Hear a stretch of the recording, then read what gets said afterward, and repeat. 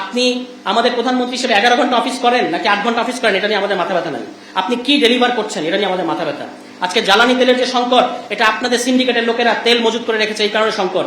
যে জাহাজগুলো আমাদের দেশে এসছে জ্বালানির, এগুলো সব গত সরকার, অন্তর্বর্তী সরকারের আমলের আগের দামে অর্ডার করা জিনিস, সেই জাহাজগুলো এখন আসছে। তাহলে আপনারা দাম বাড়াচ্ছেন কেন?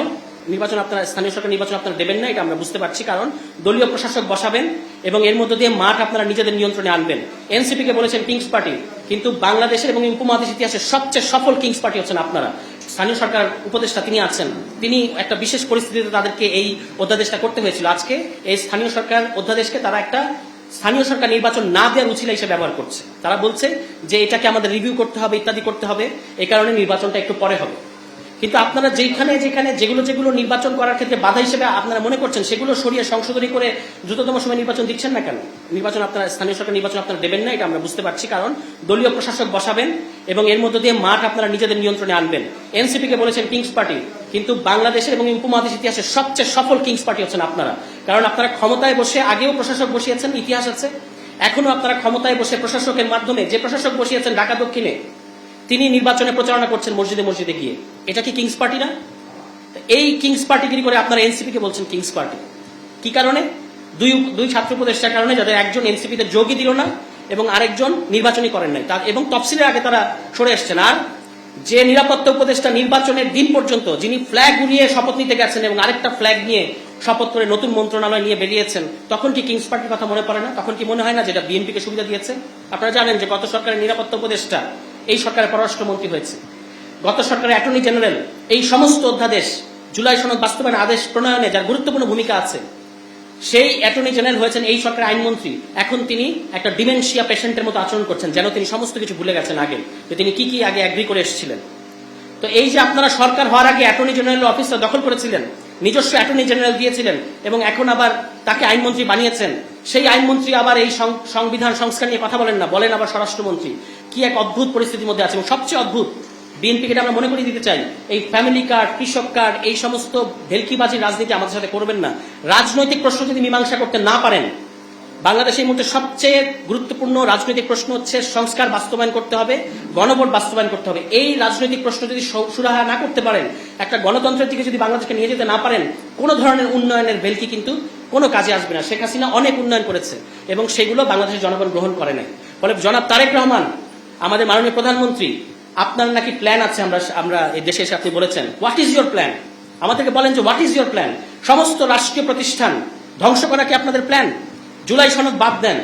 31 দফার মধ্যে আপনারা বলেছেন, 31 দফার মধ্যে বলেছেন আপনারা সাংবিধানিক প্রতিষ্ঠানগুলোতে সংকীর্ণ দলীয় ব্যক্তির ঊর্ধ্বে উঠে আপনারা নিরপেক্ষ নিয়োগ দেবেন। সেই কাজ কি আপনারা করছেন? ওই যে আপনার দলীয় শিক্ষককে ঢাকা বিশ্ববিদ্যালয়ে বসিয়েছেন, ঋণ খেলাপি ব্যক্তিকে বসিয়েছেন বাংলাদেশ ব্যাংকে, তো 31 দফা রফা তো আপনারাই করছেন, জুলাই সনদ বাদ। 31 দফারই তো দফা রফা করে ফেলতেছেন। কি ধরনের রাজনীতি এটা? মানে নিজের লেজ নিজে খাওয়া শুরু করেছেন।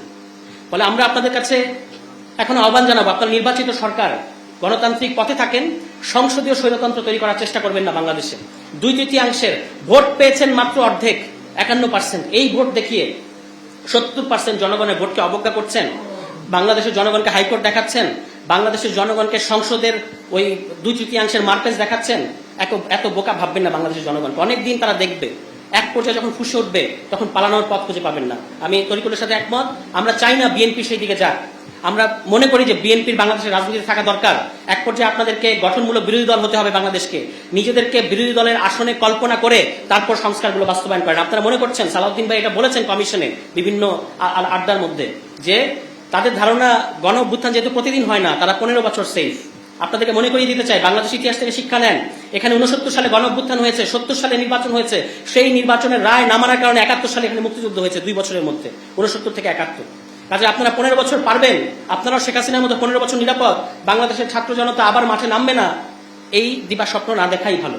দ্রুততম সময়ের মধ্যে গণভোট বাস্তবায়ন করেন। অন্য কোনো গণভোট নিয়ে কোনো ধরনের চেরি পিকিং করবেন না, যে গণভোট মানি, গণভোটের অমুক প্রশ্ন মানি না, গণভোট আমরা অক্ষরে অক্ষরে বাস্তবায়ন করবো কিন্তু অমুক জিনিসটা সমস্যা। এই ধরনের ছলনার রাজনীতি থেকে বেরিয়ে আসতে আমরা বিএনপির প্রতি অনুরোধ করব।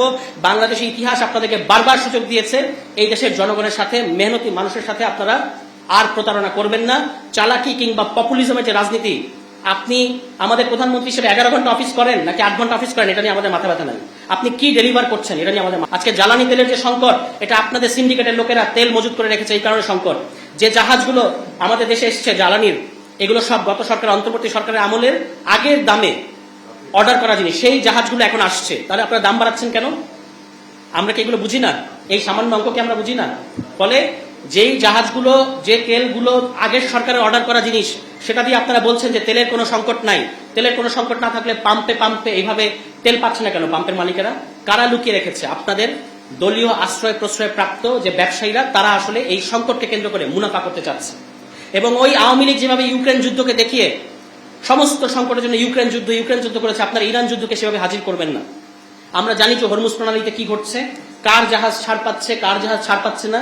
আজকের জেনারেশন এগুলো গুগলে একটা সার্চের মধ্যে জানতে পারে। ফলে আমাদের সাথে এই সমস্ত আপনাদের যে বৃদ্ধ নেতারা আছেন, তারা যদি মনে করেন এই সমস্ত আজে বাজে এবং খোঁড়া যুক্তি দিয়ে আমাদেরকে একটা সলিম বুঝ দিবেন, এটা কিন্তু আর হবে না। অবিলম্বে গণভোট বাস্তবায়ন করতে হবে। এবং এই রাষ্ট্রপতিকে আমরা যেটা ওই প্রথম অধিবেশনের দিন সংসদের বাইরে দাঁড়িয়ে বলেছিলাম, যে এই রাষ্ট্রপতিকে সাংবিধানিক পদ্ধতিতে অভিশংসন করতে হবে, অবিলম্বে গণভোট বাস্তবায়ন করতে হবে এবং সংবিধান সংস্কার পরিষদ বসাতে হবে। এই রুটে যদি আপনি না যান, এই সিরাতুল মুস্তাকিমে যদি আপনি না যান, আপনাদের পতন এবং আপনাদের ধ্বংস কেউ ফেরাতে পারবে না। আপনারা নিজেরাই নিজেদেরকে ধ্বংস করবেন। ফলে সেই পথে যাবেন না। আমরা এই মহান স্বাধীনতা দিবস উপলক্ষে আপনাদের কাছে এই অনুরোধই জানাচ্ছি, আহ্বান জানাচ্ছি, যদি এই সোজা রাজনৈতিক পথে আপনারা থাকেন, গণতান্ত্রিক পথে আপনারা থাকেন, এনসিপি সবার আগে আপনাদেরকে সহযোগিতা করবে। কিন্তু যদি বাঁকা পথ, মুনাফেকের পথ যদি আপনারা অন্যকে মুনাফেক বলে গালি দেন, সবচেয়ে বড় মুনাফেকি তো আপনারা করছেন। আচ্ছা, আপনারা মুনাফেক না, অন্যরা মুনাফেক, আপনারা তো হিপোক্রেট। ইংরেজিতে গালি দিলে তো আপনাদের ভালো লাগে। এই হিপোক্রেসি রাজনীতি আপনারা বাদ দেন।